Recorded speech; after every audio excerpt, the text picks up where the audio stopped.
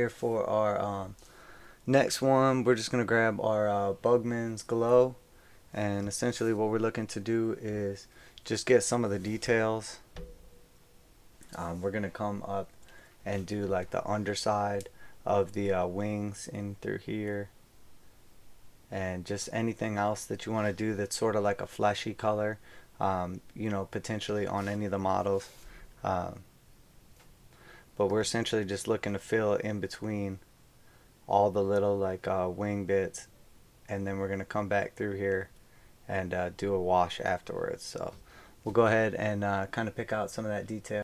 Alright, and now as you can see, we've gone through and done all the undersides of all the wings on the Furies. We're just going to do the same thing for like the little underbelly bottom side of them here. So we're just going to kind of flip them over there and just going to go around all like the fleshy underside, like the bottom half of his body here. And we're just going to avoid like the little like kind of hair spikes coming out underneath them. And just kind of go around like that and fill everything out. And then on the tail, you can come back as far as you want. I'm going to do about like 75% back on the tail, and then just kind of do a blend. So some of the gray is going to stay, and then just sort of like the underside is going to be this pink color, and then the top part will be that red color. And then we're going to come through with some washes and kind of blend it all together and fill it out. Most important thing here is just kind of keep it clean, and don't get it on the areas that we've already painted. But overall, the wash is going to kind of blend it all together and bring it back into like a single kind of uniform surface, and look a little bit more natural. Also bring out like a lot of the detail from like the muscles and everything on the actual model itself that won't be as evident right now when it's all just painted like a blocked out or solid color. Alright, so now here we're coming in with the Reikland fleshade wash, and we're just going to go over with like a nice thick coat, but we're going to be also like keep it on the areas that we want it on, if that makes sense. So we want to put it on plenty of it, but we want to keep it in just the areas that we just did. So we'll start with one of the Furies here, and essentially what we're looking to do is go through the underside of the wings here, and just remember gravity is going to pull this down and like thicken it up on those areas.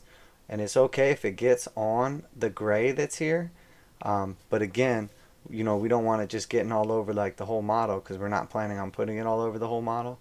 And that way we don't get like inconsistencies basically with like his skin tone and everything. So we want to keep it basically controlled, but we want to make sure we use enough of it that it's getting down like in the recesses, and it's really able to do its thing. And then also we're going to do again, keep it light, and we're just going to go over like the tail where we did like the brown, and then also his horns that were done like for that like bone basically here. And again, we're going to try to keep it away from his face and keep it clean. Go over like the little stub over here, and we can kind of just wick away some of the extras, and then we'll just put it where we need it at, if it's in the wrong place. So we just use like the gravity to kind of wick that away, and then we can just reapply it where we need it at. And we're just going to go through, and then after you basically like do this whole portion or this whole step, we'll just kind of go through like the whole area that we just did, and just pull away any areas where it's pulling up too heavy or there's too much left. So that's why you want to just like start with less and then kind of work towards more, because if you put too much on and it just starts staining everything like the wrong color and it just turns into a hot mess, you're gonna get frustrated with how much work you've already done to have to like come in here and start like fixing stuff. And the idea is, like I always say, is to always work forwards, never backwards. So whenever we're painting stuff, we want to always be like painting stuff we haven't painted yet. We don't want to be going back and having to fix a bunch of stuff that we already painted before. So, and then once you get like a nice little coat on it and everything looks even and you got all the spots you're looking for, it should give us like a nice little blend. As they start to dry here, you'll see like the washes will pool up based on gravity, and that's not always where we want them at. So we'll basically just rework the spots and just kind of pull them down where we want as it's drying. That way we're not like messing with it like once it's starting to get like a little more tacky, but we can still kind of like move it around if it's a little too heavy in one spot, and just kind of get it like a little more evened out, and make sure it's like exactly where we want it to be at. And then after we do all those, we're just going to go through and we're going to do our Raptoryx, and we're going to do the same thing with the reikland fleshade, and we're just going to go through all the different areas where we painted like our pink or our reikland, or I mean our brown before. So we're just going to go through and we're just going to kind of go over top all like the beak, the tongue, the little like bone spikes that we put on him, the little bone bits, his little like talons here, and we just want to make sure we get the top and the bottom of all that stuff. And then we're just going to put it on like a little heavy, but again, we just want to make sure it's only going where we want it to. But we'll go through all our little bits here, and as you can see, you know, at first it looks a little bit different, but as it starts to dry, it'll pool up and give it almost like a bone, like brownish kind of yellow look to it. And then when we go over like the pink areas that we did here, with that bugman's glow, that's going to give us again just a little bit darker of like a pink, and it's sort of like that chicken feet kind of look is what we're going for. And then again, we're going to come through on the belly itself, and we want to use a decent amount here because we are looking for that like shading effect.